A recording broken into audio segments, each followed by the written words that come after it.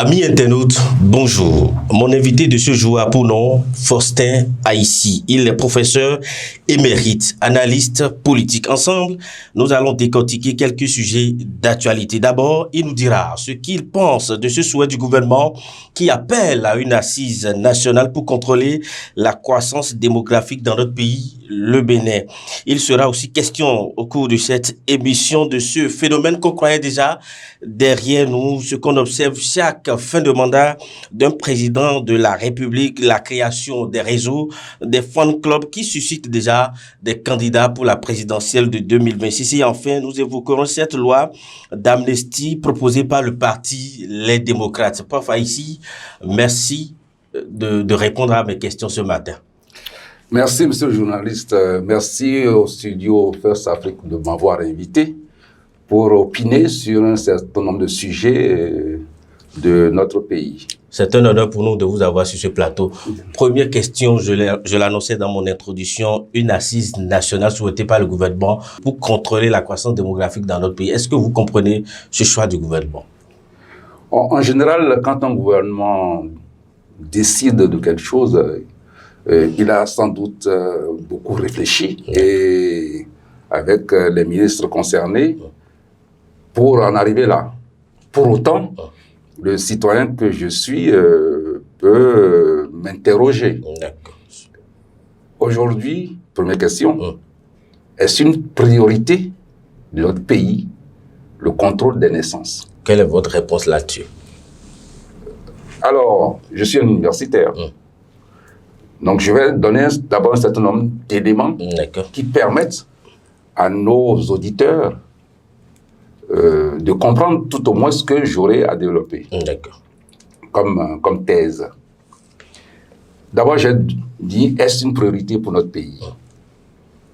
On verra à la fin, si ça n'est une ou pas.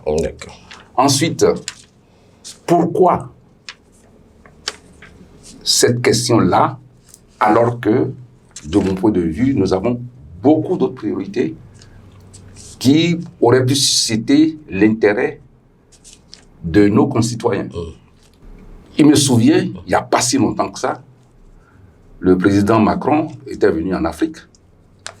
Il est même passé par ici, au Bénin, et avait parlé de 2 ou 3 thèmes pour lesquels, pour lui, l'Afrique aurait quelques problèmes.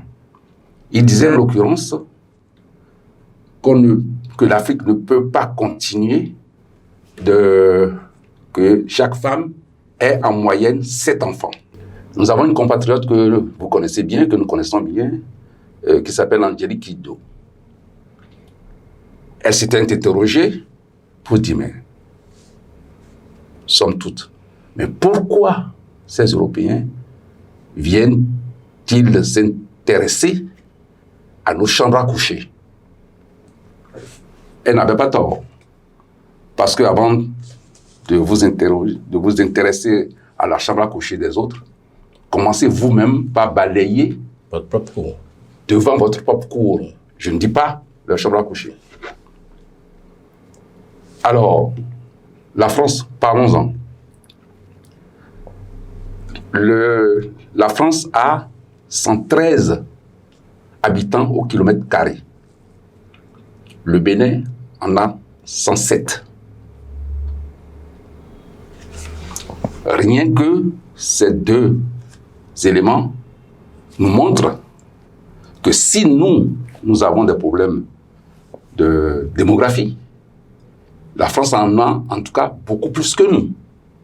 Alors pourquoi la France ne s'interroge pas-t-elle sur sa propre démographie alors qu'elle estime que là-bas, ils ne sont pas assez peuplés? Ensuite, très récemment, je crois que ça doit être hier ou avant-hier, le gouverneur de la BCEAO a rendu visite à notre chef d'État. Il a été reçu en audience. Et à la sortie, il déclarait que l'Afrique de l'Ouest avait... La population d'Afrique de l'Ouest était de 30% par rapport à la population africaine. en général. Et que d'ici 2050, ça passerait à 33%. Et lui aussi, il est allé dans cette logique-là. Les deux, le gouverneur de notre banque centrale et le président Macron, estiment que cela poserait des problèmes pour le développement économique. Donc en réalité, c'est une question économique à partir de laquelle on nous demande de faire moins d'enfants. Alors, là aussi, nous avons des statistiques, nous avons des chiffres. Le Bénin a 50% de dette publique. La France en a 112%. Donc en matière économique, en matière de développement économique, nous nous portons en tout cas mieux. Ensuite,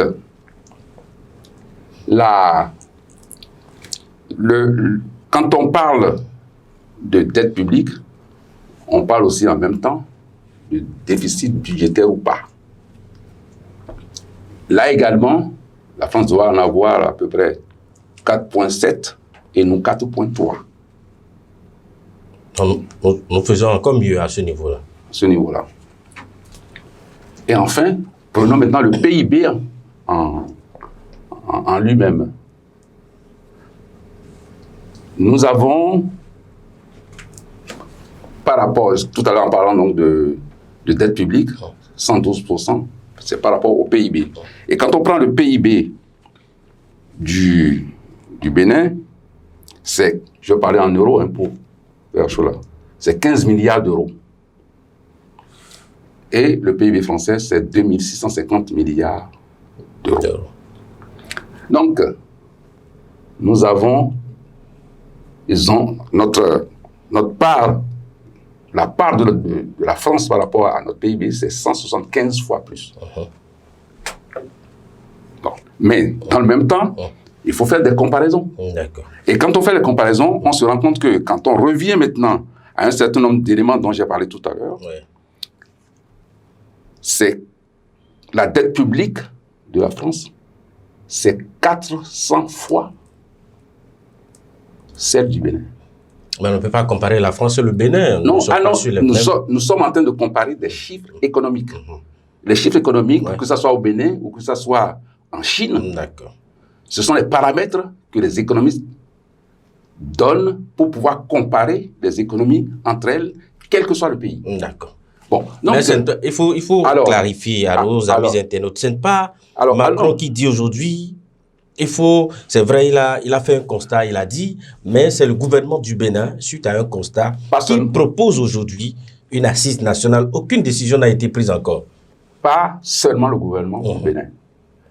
Et en général, le politique, et derrière l'analyste politique, se pose la question quand on nous dit cela, qui finance ces assises nationales? Qui la finance? Ce sont les PTF. Ce sont les partenaires techniques et financiers qui financent ces assises nationales. Donc, en quelque sorte, il y a une main invisible derrière.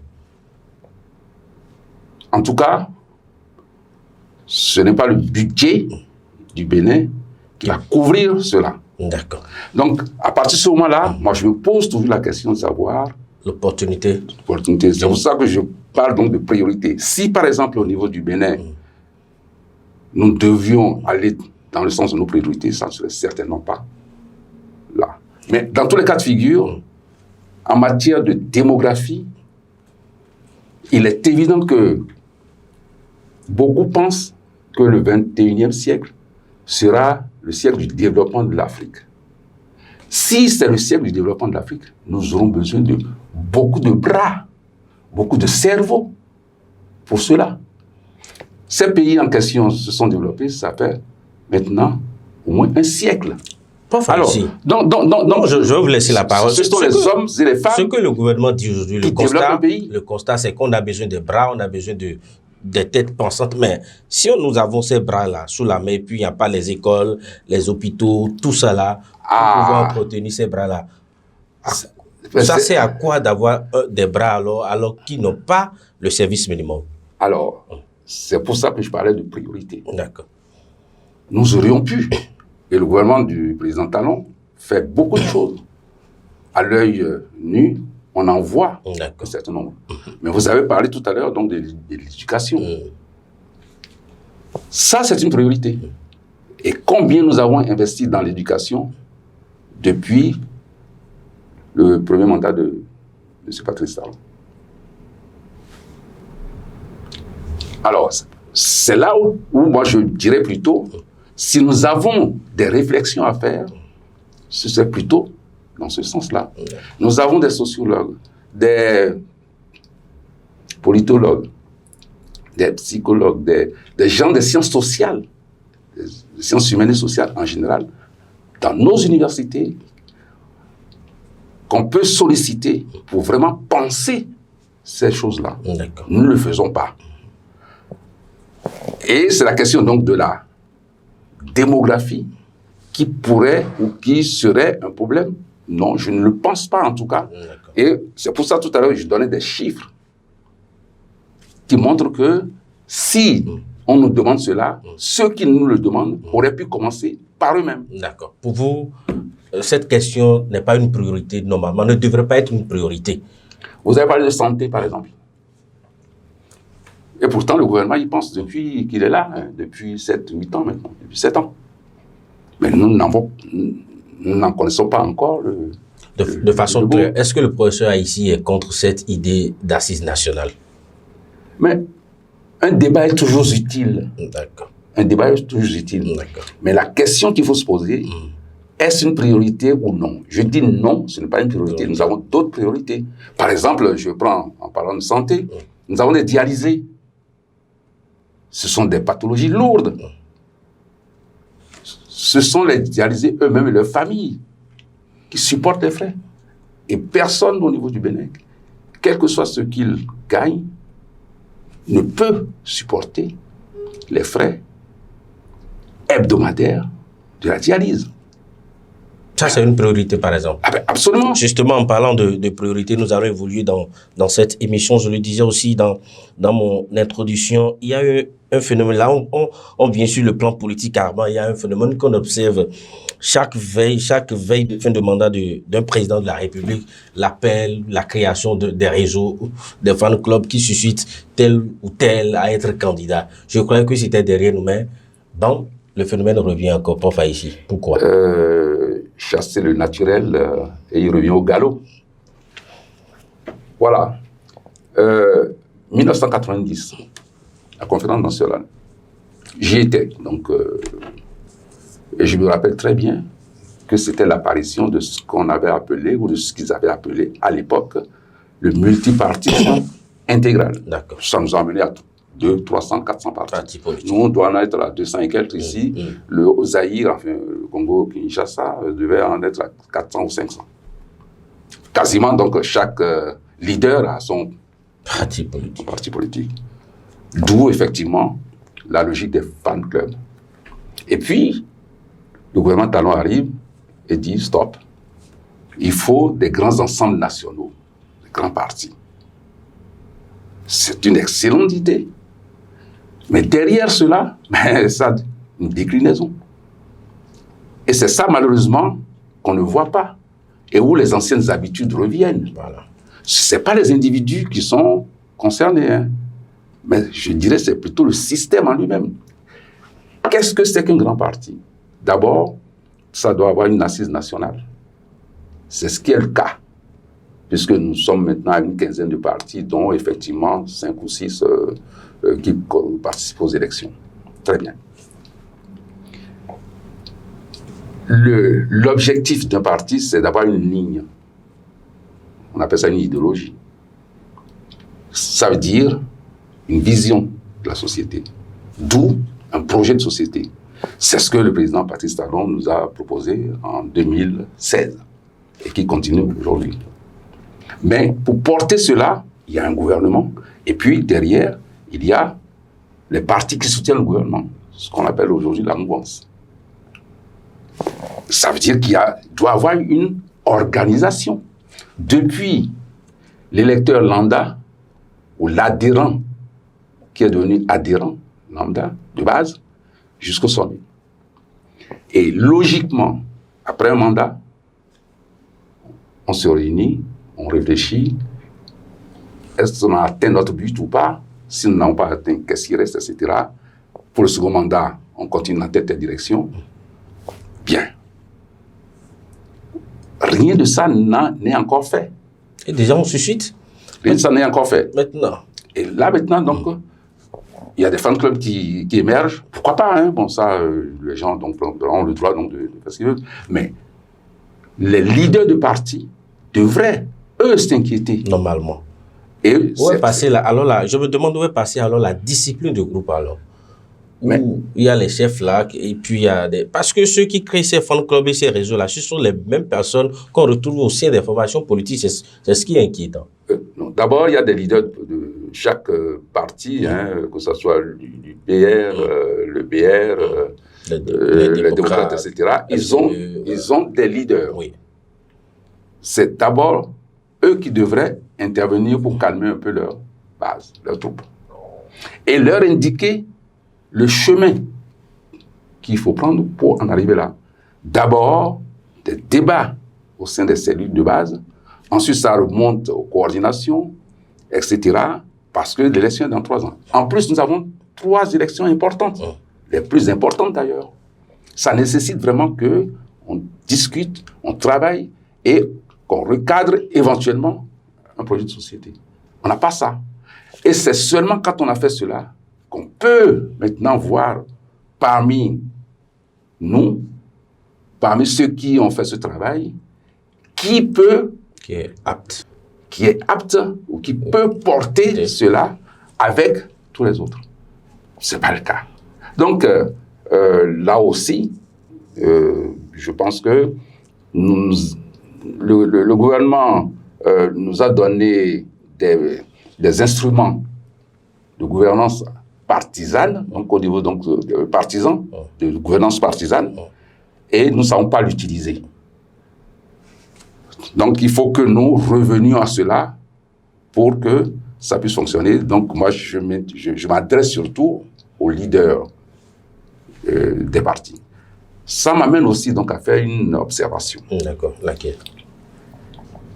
Normalement,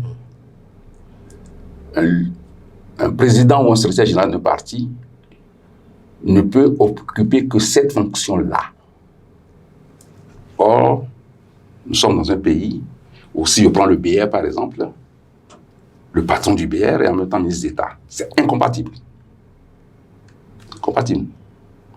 Quand vous êtes ministre, vous vous occupez de tous les citoyens. Quelqu'un d'autre peut s'occuper du parti. Ça aussi, il faut qu'au niveau de tous nos partis, nos grands partis, qu'on puisse corriger cela. Qu'on puisse corriger cela. Ça permet justement à ceux qui ont la charge du parti de vraiment s'occuper du parti. C'est ce qu'un membre du BR a fait la fois dernière, a demandé, par exemple, excusez la démission du président, du secrétaire général du Bloc républicain. Ce n'est pas qu'au BR qu'il y a ça. Dans les coordinations départementales, régionales, nous avons des députés qui sont des coordonnateurs du parti, etc. Non. C'est incompatible. Un député, il est à la Chambre des députés, il travaille les lois, il est dans les commissions, il est envoyé sans doute par l'Assemblée nationale à telle ou telle mission, etc., etc. C'est sa fonction principale. Le parti ou la coordination du parti, y compris dans sa circonscription, ne le regarde pas. doit relever de quelqu'un d'autre. La même chose pour les maires.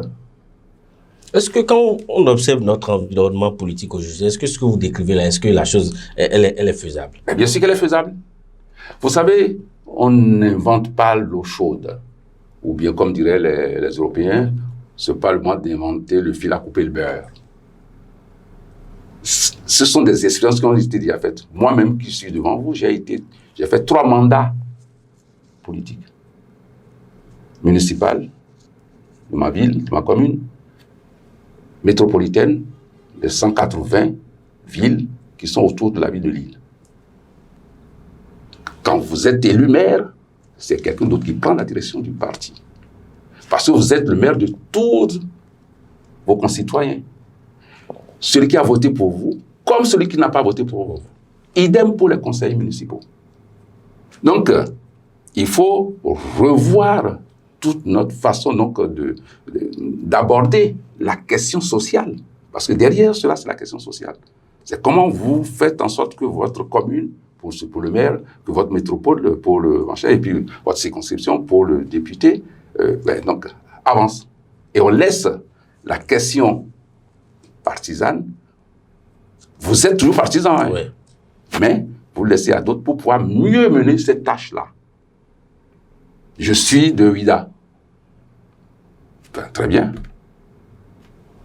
Il n'y a pas, il y a des sièges de parti, mais il n'y a personne au siège. Mais comment le citoyen, de la bonne femme du marché passait, quand il a envie de voir son député, son machin, c'est pas moi, qui a de telles tendances, ou quelqu'un d'autre, peut aller le voir. Et où? Donc, c'est tout ça qu'il faut revoir. Et ce sont nos principaux objectifs de ce point de vue-là. Les fan clubs, ça viendra. Sa période viendra.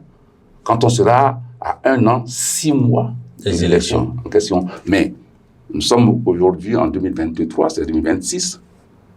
De 2023 à 2025 au moins, regroupons les partisans du BR pour les BR, de l'UP pour l'UP, etc., des démocrates, et que chaque parti discute, débatte des problèmes du pays en son sein pour porter après à la connaissance du citoyen les propositions, les projets éventuellement que les autres le nomment. Est-ce que vous êtes de ceux-là qui pensent aujourd'hui que la réforme du système partisan au Bénin est un échec ou bien pour vous, il faut l'améliorer? Non. La réforme du système partisan n'est pas un échec.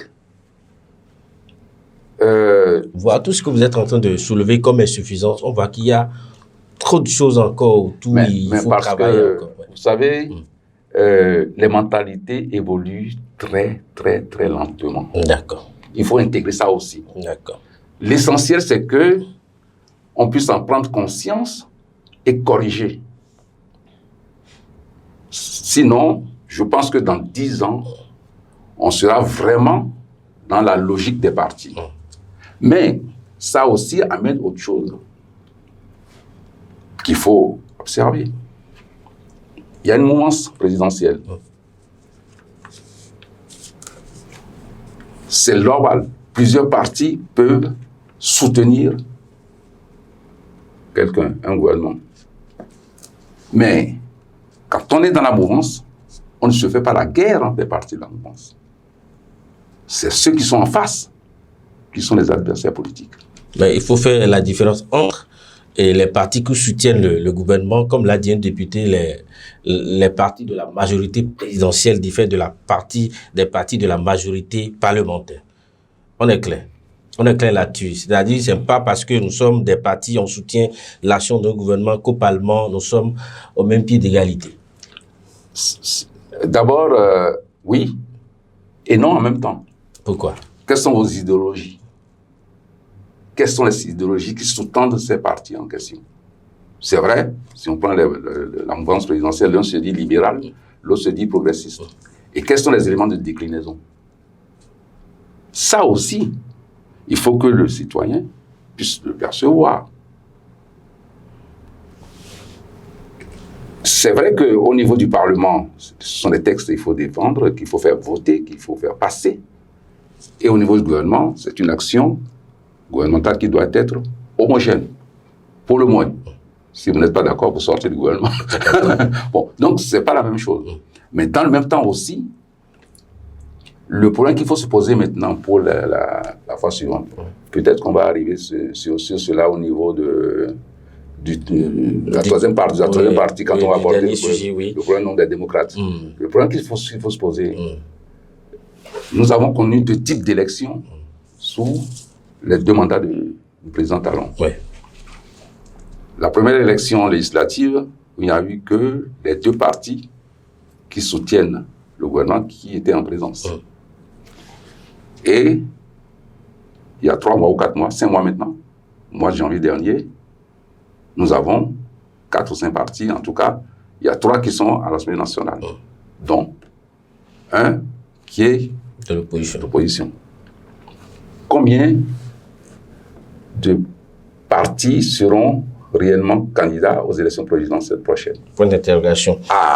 Parlons justement de partis et de formation politique. Nous abordons comme ça notre dernier sujet. Le parti, les démocrates, a fait une proposition de loi pour faciliter la décrispation, la pacification et la réunification de notre pays, ce qu'ils appellent une loi d'amnistie. Que pensez-vous de cette proposition de loi du parti les démocrates? La dernière fois que j'ai entendu parler d'une loi d'amnistie, c'était à la conférence nationale, en 1990. Est-ce qu'on en a besoin réellement aujourd'hui? Et le contexte de l'époque, et pourtant ça a été très discuté au niveau de la conférence nationale.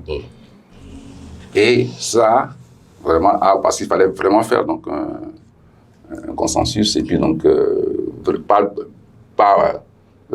oublier, mais se dire qu'il faut que nous avançons. Nous ne sommes pas dans le même contexte aujourd'hui. Ce n'est pas des partisans, enfin, ceux qui sont en prison, ils sont en prison pour un certain nombre de faits. Pour eux, ils parlent de détenus politiques et d'exilés politiques. Est-ce que pour vous, il y a de détenus politiques et d'exilés politiques au Bénin, actuellement? Non. D'accord. Non, parce que les mots ont un sens. C'est-à-dire que, alors, je vais encore faire référence à notre ancienne puissance coloniale, la France. La France. Le président Sarkozy, ce n'est pas hier qu'il est devant les tribunaux. Non, depuis des années. Il a été condamné la fois dernière. Il n'est pas parti de la France. Il est resté en France. Nous avons des instruments. Il faut faire confiance à nos instruments législatifs. Donc, c'est un choix, je dirais, de facilité.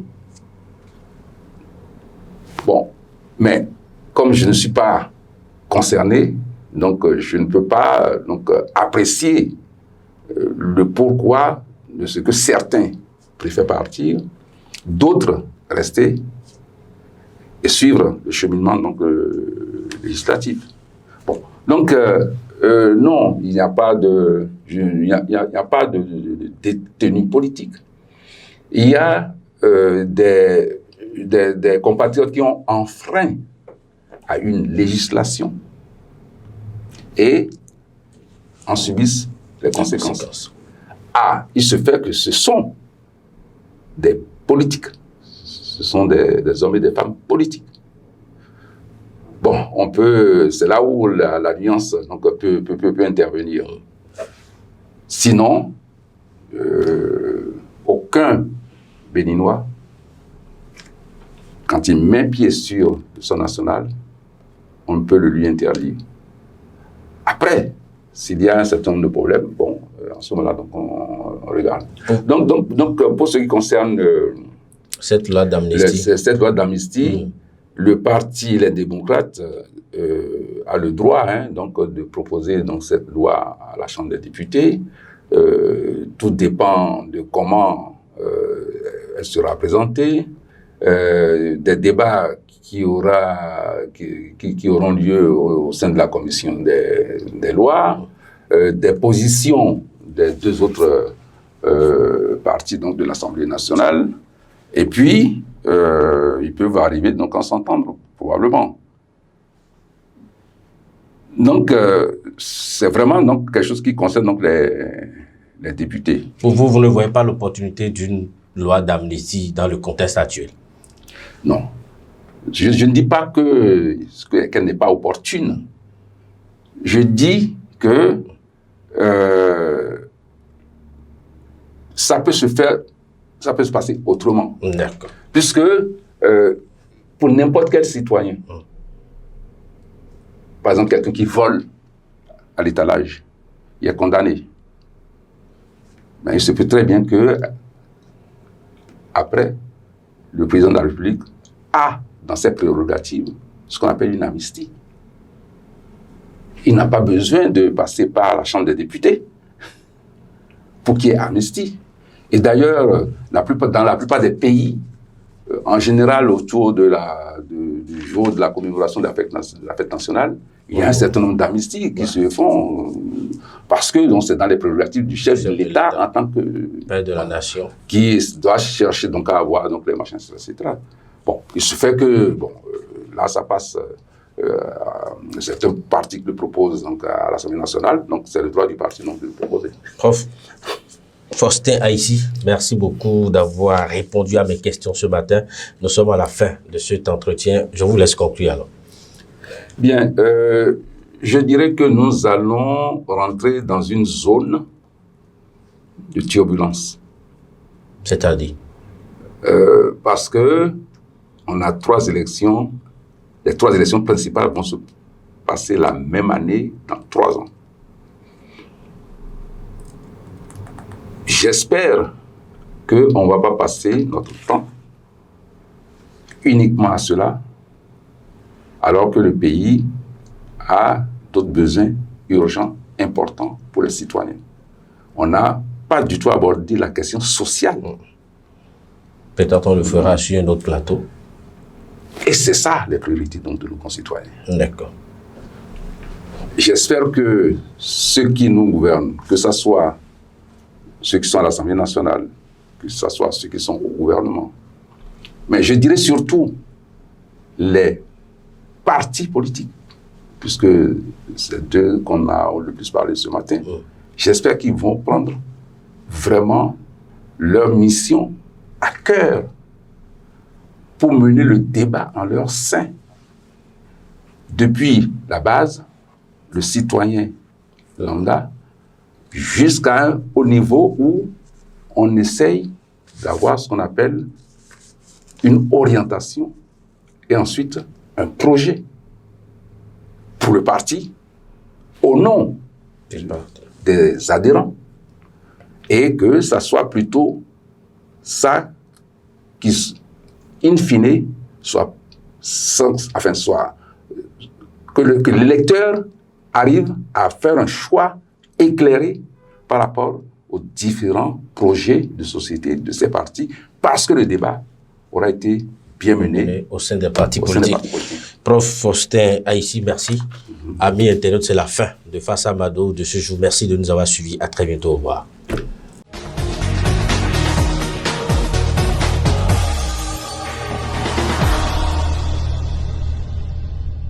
Audio Jungle.